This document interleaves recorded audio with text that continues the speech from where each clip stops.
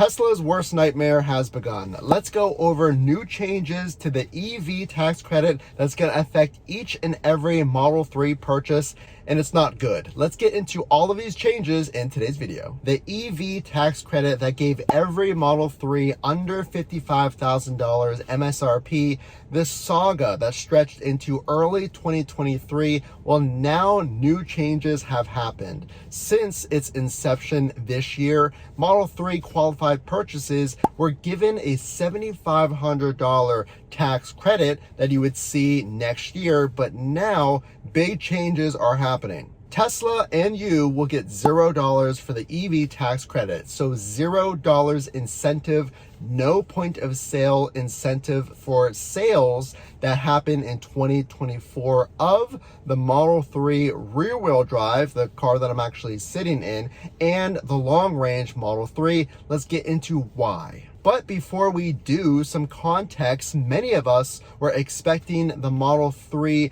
trims like the rear wheel drive and possibly long range to see that credit cut in half and not eliminated entirely. The expectation up until now was that Tesla qualified purchases of the Model 3 were going to get $3,750. But now the pain has begun for Tesla. And should you order now? Should you rush to place your order? Well, don't do that just yet. We're going to get into why. But Tesla's verbiage has changed. It says tax credit will end for Model 3 rear wheel drive and long range on December 31st. But there's some hope. The Model 3 Performance apparently still qualifies, leaving us scratching our heads. And also the Model Y qualifies next year for that full EV tax credit, leaving the entry-level Model Y potentially cheaper than the cheapest Model 3, if that makes sense. Popular Tesla reporter on X, Sawyer Merritt, has said,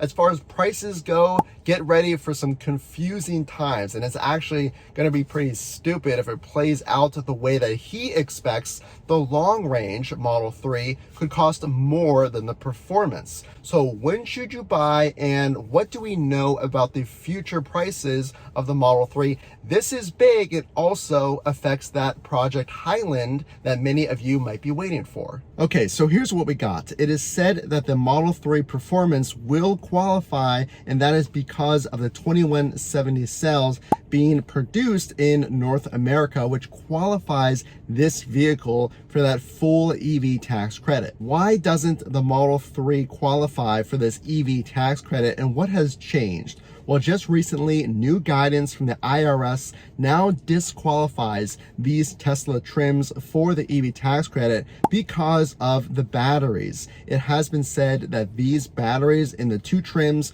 rear wheel drive and long range, come from China, making this no longer qualifying for that EV tax credit. But what about the Model 3 Highland? Will that at least qualify? Well, it is reported that no, that Highland will not qualify. I know by now you're probably scratching your head, and so am I. Which cars are going to qualify? How much are the prices going to be?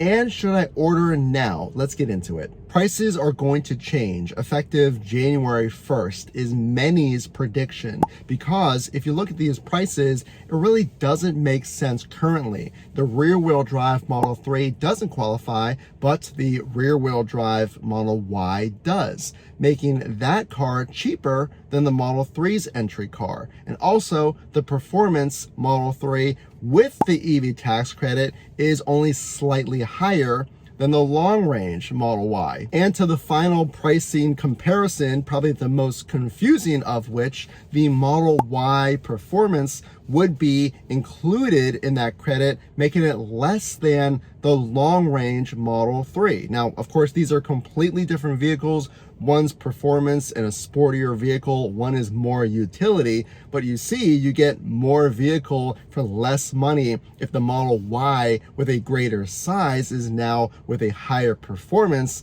less money than the mid-range long-range Model 3. With all this confusion, when should you buy? Let's put all of that confusion aside, pricing, the Highland, and this battery components requirement. When should you buy? If I'm expecting prices to go up next year and more Model 3s to drop off, let's keep that in mind, but not focus on it. When should you buy? I don't expect prices to go up very much. We've seen in other countries that have the Highland, Shanghai, and others that the price is relatively similar to what the rear-wheel drive Model 3 is right now, right around the equivalent of $40,000 to $41,000 equivalent here in the States. What we might see, and this is a big if, the administration in the Inflation Reduction Act may, in January, revert back to the rules where it says that the Model 3s get $3,750 or half of that EV tax credit. So I would rather wait to see if that plays out, knowing that prices are not going to go up, in my opinion, very much. And if I do wait, I may get partial of that EV tax credit money. This is a nightmare for Tesla because you can just hear from the description earlier in the video how confusing this is. And if you don't have your finger on the pulse, or if you're a regular consumer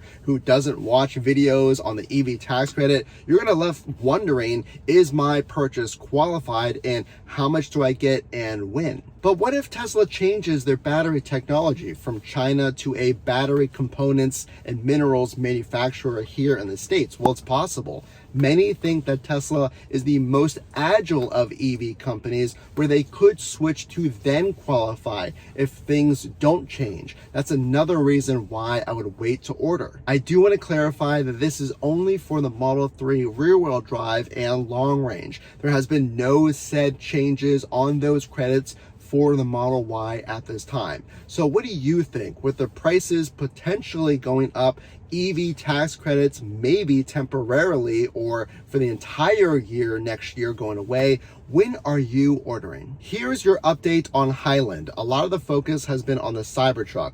That's great for those of you who have placed your order, but a lot of people haven't been talking about Highland. When is that going to come to the States? Well, we've seen a big ramp up overseas of exports, Highlands getting ready to leave the country for other destinations. So if there's a ramp up overseas, we've heard that Shanghai is one of the quickest ramp up gigafactories that Tesla has. Well, surely the factories like Austin and Fremont here in the States and Nevada are not far behind. So I would say in January, we should see Project Highland make its way to the States. I really don't think it's going to be sooner, but if you think about it, if those prices were to change based on the final outcome of this EV tax credit, then Tesla can announce Highland at a final price. They don't have to adjust the Highland's price. I think they're going to come in at a price near what it is right now with the Highland in January so that it's a final price. They do not have to adjust it